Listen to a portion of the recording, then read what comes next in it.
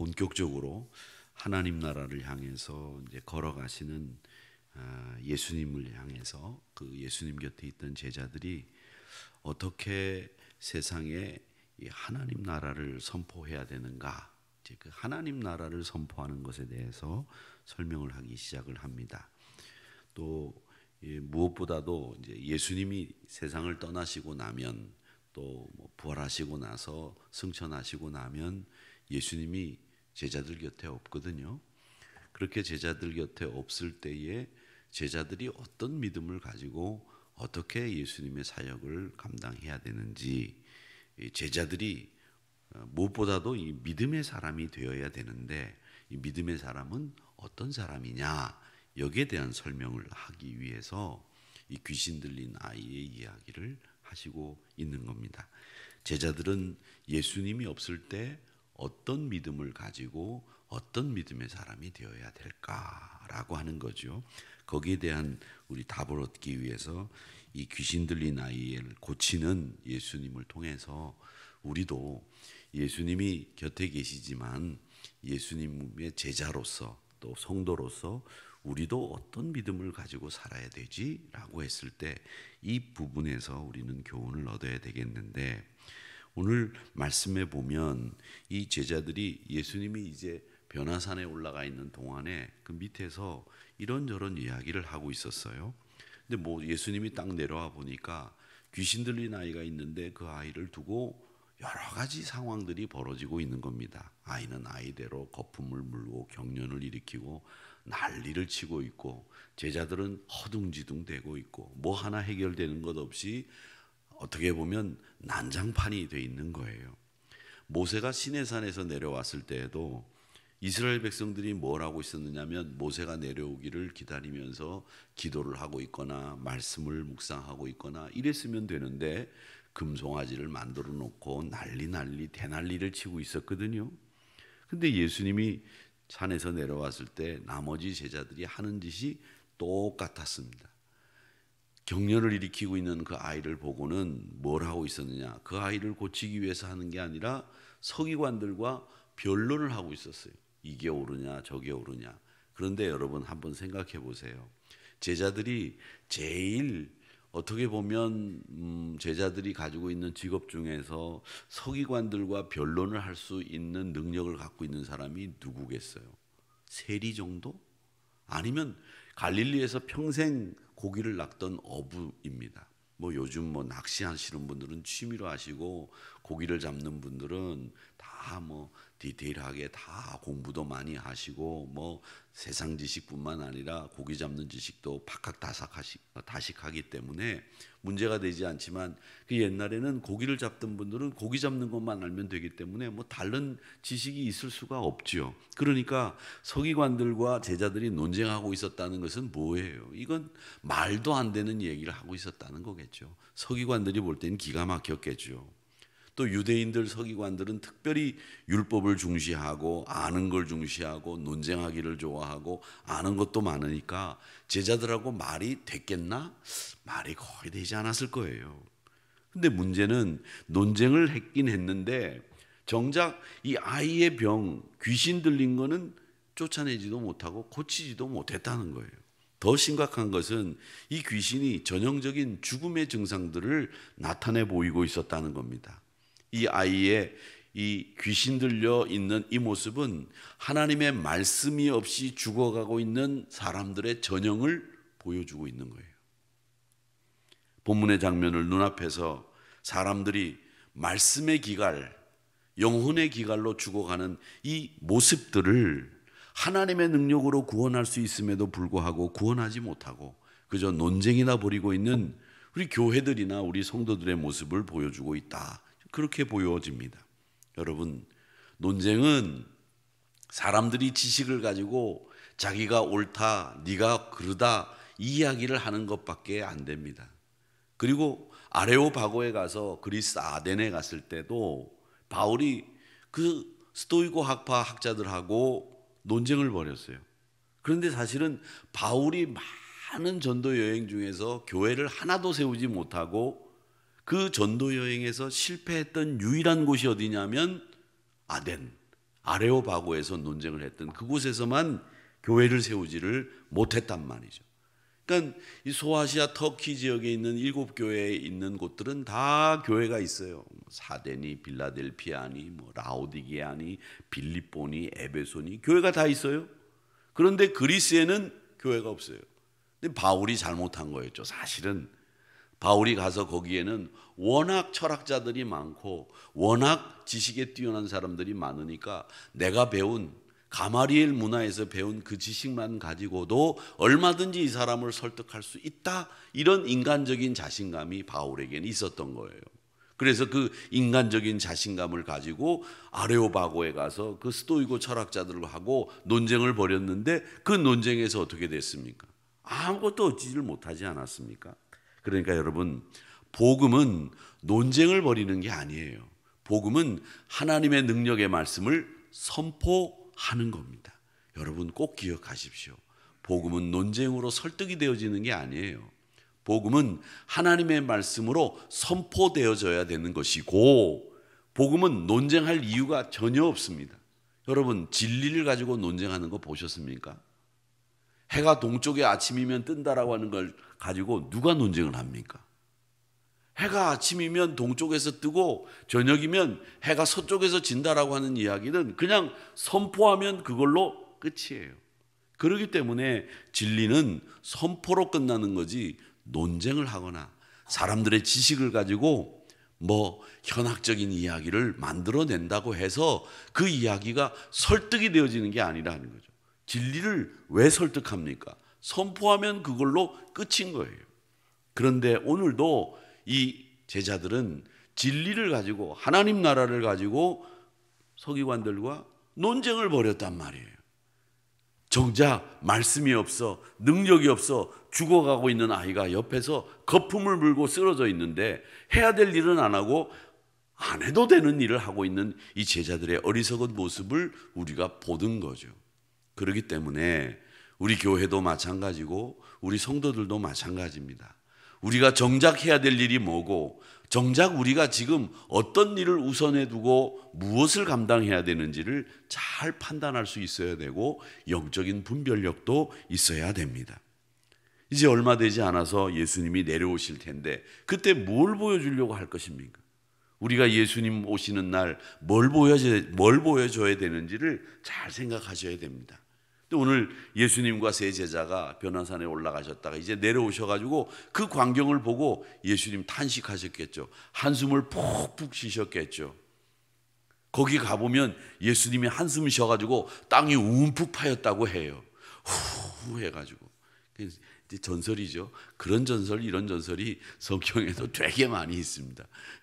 그런데 예수님이 내려와서 제자들이 하는 걸 보고 아이고 답답하다. 그래가지고 한숨을 푹푹 쉬는데 땅을 향해서 한숨을 쉬셨다고 그러더라고요. 근데 그 말도 믿을 수는 없죠. 전설이니까. 이렇게 성경에 관련된 전설 따라 삼천리도 많이 있습니다만은 그만큼 예수님이 한심해하고 답답해했다는 거겠죠.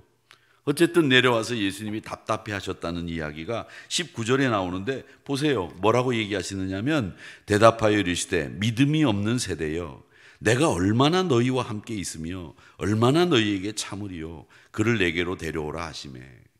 여기서 제일 먼저 하시는 말씀이 이겁니다. 내가 얼마나 너희와 함께 있겠느냐. 나는 곧 십자가에 매달려 이 세상을 구원하기 위해 죽는다, 부활한다, 너희들 곁을 떠난다, 이 얘기를 하시고 있는 거거든요.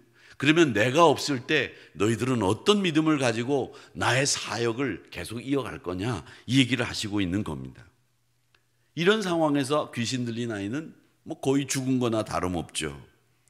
어릴 때부터 그랬으니까 옆에서 지켜보고 있던 아버지는 야, 이제 우리 아들이 여기서 끝까지 누구의 도움도 못 받고 죽는구나, 이렇게 생각했을 겁니다. 아마 자포자기를 했겠죠. 그러니까 그 자포자기 했던 그 마음이 뭐라고 표현되어 있느냐면 23절에 이렇게 되어 있습니다. 예수께서 이르시되, 이건 예수님 말씀하시고요. 22절 말씀이죠. 그를 죽이려고, 귀신이 그를 죽이려고 불과 물에 자주 던졌나이다. 그런데 무엇을 하실 수 있거든 우리를 불쌍히 여기사 도와주옵소서.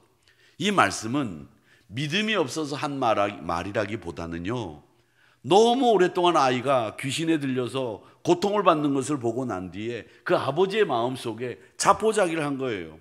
틀렸다. 근데 이 자포자기를요, 사람들이 해요. 제가 전에 목회하던 곳에 여자 딸아이가 하나 있었는데, 이 아이가 정신이 약간 왔다 갔다 해요.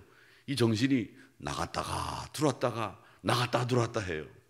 나가면, 이 정신이 나가면 이 불을 가지고 놀아요. 그래가지고 집에다가 불을 한 3-4번 질렀을 거예요. 그리고 불을 지르고 나면 이 친구가 그냥 가만히 있으면 되는데 집을 나가요. 그리고 멀쩡하게 차려입고 택시를 타고 어디를 가냐 그러면 거기가 부산 아닙니까? 부산에서 뭐 저기 노포동이나 서면이나 뭐 영도나 이 정도 가자 그러면 되는데 택시를 타면 군산 갑시다, 목포 갑시다 이러는 거예요. 그래가지고 어디에 가서 전화가 오느냐면 목포에서 전화가 와. 불을 질러 놓고. 그래서 불 끄는 거는 소방서에 맡겨놓고 아이를 찾으러 교회에서 목포로 가서 교회차로 걔를 데리고 오는 거예요. 그런 일도 있었어요. 정신이 나가니까 그렇게 되는 거예요. 그런데 그 부모는 나중에는 어떻게 되느냐 하면 자포자기를 하는 거예요. 목사님, 걔 이름이 미모모였는데 죽었으면 좋겠습니다. 저한테 그런 얘기를 하더라고요. 아니 어떻게 부모된 입장에서 딸아이를 죽으라고 합니까? 제가 그렇게 답답해가지고 이 얘기를 하니까 뭐라 그러냐면 정말 못 견디겠다는 거예요. 아니면 내가 죽었으면 좋겠다는 거예요. 집에다 불을 질러놓고 택시를 타고 목포로 군산으로, 왜 그쪽으로 그렇게 멀리 가? 또 하필이면 택시비도 많이 나오는 대로 좀 가까운 데로 가든가 하지. 그러니까 부모가 자포자기 하더라고요. 죽었으면 좋겠다.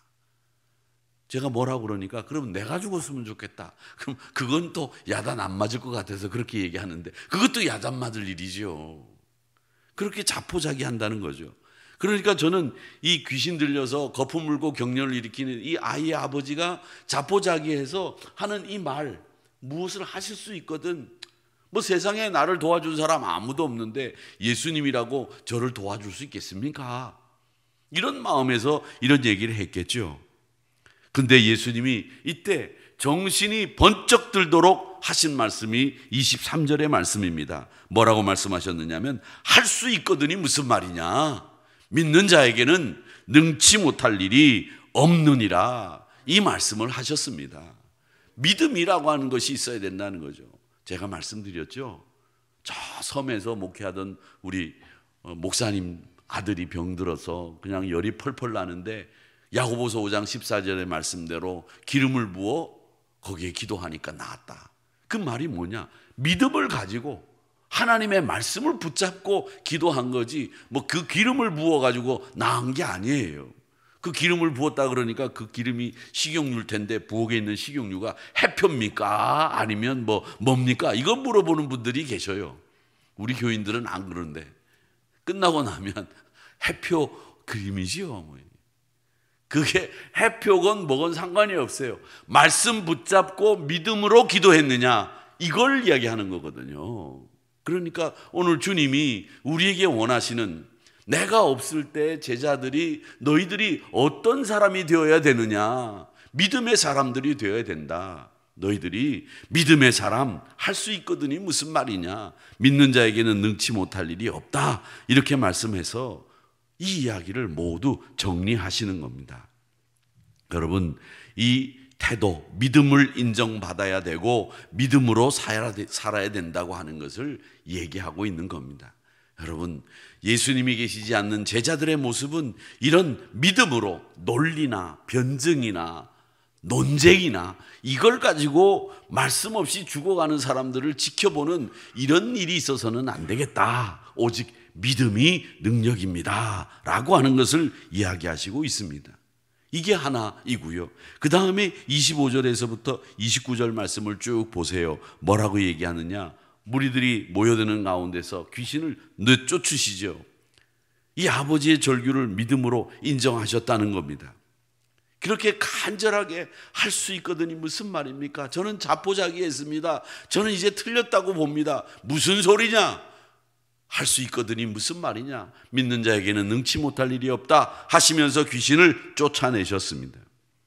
그러면서 이 아이가 죽은 모습이 돼버렸어요. 그러니까 사람들이 아이들이 죽었다고 하거든요. 아니다, 죽은 게 아니다. 손을 잡아 일으켜서 아이가 일어났다는 겁니다. 그러니까 여기서 뭐라고 이야기를 합니까? 이렇게 해서 일어나니까, 아이가 일어나니까 제자들이 물어보는 거예요. 예수님, 우리는 귀신을 쫓아내지 못하고 서기관들과 논쟁이나 벌이고 있었는데, 뭐 논쟁이나 벌이고 있었는데 이 말은 제가 첨삭을 한 거고요. 어떻게 예수님은 귀신을 쫓아낼 수 있었습니까? 우리가 왜 실패했습니까? 그렇게 이야기했을 때 그 유명한 말씀 29절의 말씀을 하시고 있는 거 아닙니까? 기도 이외에는 이런 유가 나갈 수 없다. 기도로 이런 능력을 발휘할 수 있다. 이렇게 이야기를 하시는 겁니다. 그러니까 여러분, 믿음이라고 하는 것은 뭐냐? 너희들이 가져야 되는 것은 정말 참 믿는, 확실히 믿는, 언약을 믿는 믿음이어야 되는데, 그 믿음이라고 하는 것은 뭐냐? 논쟁으로 만들어진 믿음이 아니다. 기도를 통해서 이 믿음의 능력이 나타난다, 이 얘기를 하시고 있는 겁니다. 사랑하는 성도 여러분, 이 믿음의 기도가 죽은 사람도 일으키는 거예요. 그 믿음의 기도를 드리는 제자 되어야 된다, 이 얘기를 하시고 있는 겁니다. 저는 이 말씀을 보면서 이 이야기를 생각해 보려고 합니다. 우리 교회가 해야 되는 이 본질의 사명이 뭐냐 하는 거예요. 본질의 사명, 영혼을 구원하는 일, 지금 경련 들고 거품이 물고 넘어져 있는 사람들을 구원해내는 일, 이게 교회가 해야 될 일이죠. 뭐 변론이나 하고 논쟁이나 벌이고 말이죠. 이런 일을 해야 되는 것이 교회가 해야 될 일이 아니다라는 거죠. 그 교회가 해야 될 본연의 임무들을 잊어버리고 있다는 거죠. 세상이 지금 다 엉망으로 돌아가고 있다. 그렇다면 그 세상을 향해서 우리가 뭘 얘기해야 되는지를 우리가 이야기할 수 있어야 되잖아요. 그 얘기를 안 해. 입을 다물고 있어요. 그리고 앉아가지고서는 뭐 이러쿵저러쿵 얘기하고 있단 말이죠. 아닙니다. 교회가 세상을 향해서 거품을 물고 격려를 일으키는 그 아이를 향해서 무언가를 해야 되는 것처럼 우리도 세상을 향해서 무언가를 해야 되는 거예요. 좋은 교회만 돼가지고 되는 게 아니에요. 그러니까 세상을 향해서 나누고, 세상을 향해서 선포하고, 세상을 향해서 증거하고, 세상을 향해서 뭔가를 보여줄 수 있는 이런 교회가 돼야 된다. 그건 뭘로 나타내 보여야 되느냐? 기도를 통해서 나타내 보여야 됩니다. 이 얘기를 예수님이 우리에게 가르쳐 주신 거라는 거죠. 사랑하는 우리 성도 여러분, 인간의 지식이나 능력, 재물, 그건 한낱 그저 신기루에 지나지 않습니다. 주님의 권능을 의지해서 믿음으로 기도하는 자가 결국 영광스러운 승리, 이기는 승리를 얻을 수 있다는 것을 기억하시고, 주님의 권능을 의지해서 늘 믿음으로 기도할 수 있는 여러분 되시기를 주님의 이름으로 축복합니다. 어제 우리가 기도의 자리라고 하는 말씀 우리 잘 배웠지 않습니까? 기도는요, 하나님 앞에 우리 막 그 요구하는 것을 하나님 앞에 드리는 게 아니에요. 기도는요, 왜 능력이 나타나냐면 기도는 하나님과 교제하는 거예요. 하나님과 더 가까워지기 위해서 이렇게 도란도란 우리가 가까운 사람하고 얘기하잖아요. 그렇죠? 얼굴 마주대고 눈 마주치고 말이죠. 얘기하잖아요. 그렇죠? 여러분 얘기하시죠? 얘기 안 하세요? 평생 난 얘기한 적이 없어. 그거예요. 나는 일방적으로 듣기만 해. 아니면 난 일방적으로 말하기만 해. 그러시는 거 아니죠. 얘기하는 거죠. 교제하는 거예요. 하나님을 더 깊이 알아가는 거. 이게 바로 기도거든요. 그게 우리의 능력이 되는 거예요. 다른 게 아닙니다. 그런 가운데 하나님의 능력이 우리에게 전수되는 거지. 뭐 하나님 달라고 막 떼쓰고 막 소리 질러서 내가 하나님의 능력을 받아야 되겠습니다. 물론 좋습니다. 그것도. 그러나 기도의 본질은 뭐냐? 하나님과 사귀는 거예요. 그리고 하나님과 사귐을 통해서 우리의 믿음이 더 건실하고 튼실한 믿음으로 변모되는 우리 성도님들 다 되셔서 오늘 산 아래에 있었던 제자들과 같이 논쟁이나 벌이고 거품 물고 격려를 일으키는 아이들을 고치지도 못하는 능력 없는 교회 모습이 아니라 그 아이를 향해서 믿음의 기도를 드릴 수 있는 능력 있는 우리 하늘이 교회 모습을 보여줄 수 있는 우리 온 성도들이 되시기를 주님의 이름으로 축복합니다.